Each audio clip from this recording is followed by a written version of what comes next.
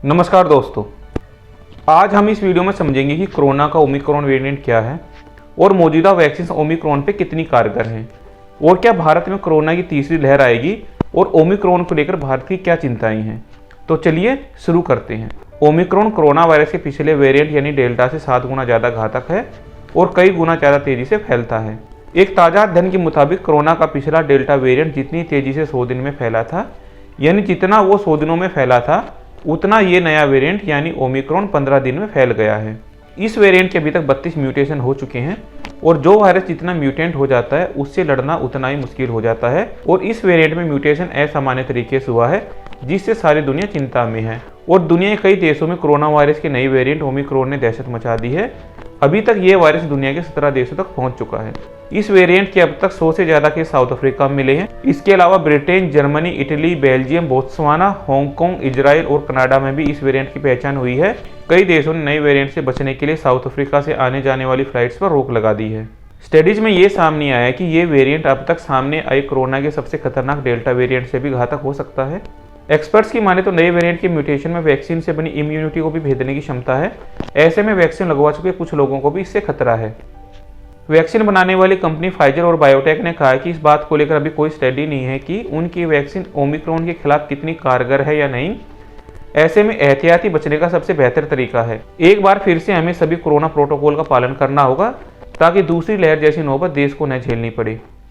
Corona का Omicron variant महामारी की तीसरी लहर का कारण बन सकता है, यह कहना आईआईटी कानपुर के प्रोफेसर पद्मश्री मणिचंद्रन अग्रवाल का। प्रोफेसर अग्रवाल के मुताबिक नए कोरोना वेरिएंट से बहुत डरने के बजाय सावधान रहने की जरूरत है। ओमिक्रॉन बेहद संक्रामक है, इसी वजह से तीसरी लहर ला सकता है, लेकिन यह लहर पहले के मुकाबले कम घातक रहने की उम्मीद है। प्रोफेसर अग्रवाल ने कहा कि वैक्सीन के मुकाबले नेचुरल इम्यून सिस्टम नए वेरिएंट को मात देने में ज़्यादा सक्षम है। हालांकि उन्होंने बताया कि वे अगले 8 से 10 दिन में स्टडी रिपोर्ट तैयार करके सही आकलन पेश करेंगे। प्रोफेसर अग्रवाल ने कहा कि मजबूत इम्यूनिटी पर कोरोना के ओमिक्रॉन वेरिएंट का ज़्यादा असर नहीं होगा। इसका असर अफ्रीका के युवाओं पर ज़्यादा देखने को मिला। वहाँ बुजुर्गों को वैक्सीनेशन का फायदा मिल रहा है, जबकि युवा संक्रमण की गिरफ्त में ज़्यादा है। मजबूत इम्यूनिटी के चलते बच्चे अभी इस वायरस से बचे हुए हैं। अब हम उन पॉइंट्स की बात करेंगे जो खासकर भारत के लिए चिंताजनक है और कैसे ओमिक्रॉन भारत में तीसरी लहर का कारण बन सकता है। भारत में अब तक कुल 1 अरब 22 करोड़ से अधिक वैक्सीन के डोज लगाए गए हैं, लेकिन इनमें से 56% को सिंगल डोज लगा है, जबकि 30% को दोनों डोज लगे हैं।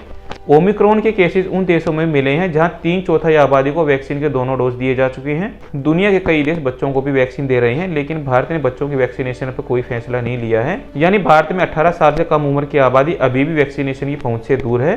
साथ ही ज्यादातर राज्यों में स्कूलों में ऑफलाइन क्लासेज भी शुरू हो गई हैं। देश में करीब 10 करोड़ लोग ऐसे हैं जिन्होंने सेकेंड डोज की डेट आने के बाद भी डोज नहीं लगवाया है। ये आंकड़े केवल अक्टूबर तक के हैं और माना जा रहा है कि लापरवाही की वजह से ऐसे लोगों की संख्या बढ़ गई होगी। फेस्टिवल सीजन खत्म होने के बाद भारत में शादियों का सीजन शुरू हो गया है। ज्यादातर राज्यों ने पब्लिक गैदरिंग पर लगी पाबंदी भी खत्म कर दी है। इस लिहाज से भारत के लिए चिंता की बात है।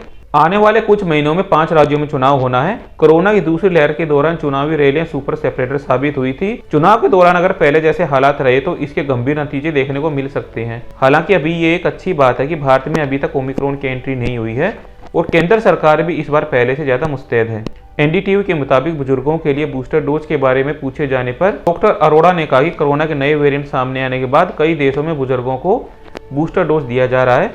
इसमें अमेरिका, ब्रिटेन और इजराइल शामिल हैं। बूस्टर का मतलब कि हमें 94 करोड़ और डोज की जरूरत पड़ेगी। इन्हें एक रात में तैयार नहीं किया जा सकता। हालांकि अभी देश में वैक्सीन की कोई कमी नहीं है। तो फ्रेंड्स, अभी के लिए इतना ही। और अभी तक आपको इस वीडियो में पता चल गया होगा कि कोरोना का ओमिक्रॉन वेरिएंट क्या है और ये कहां से फैलना शुरू हुआ।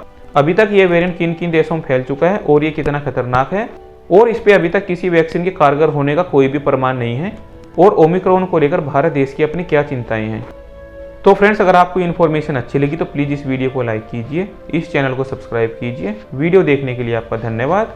जय हिंद।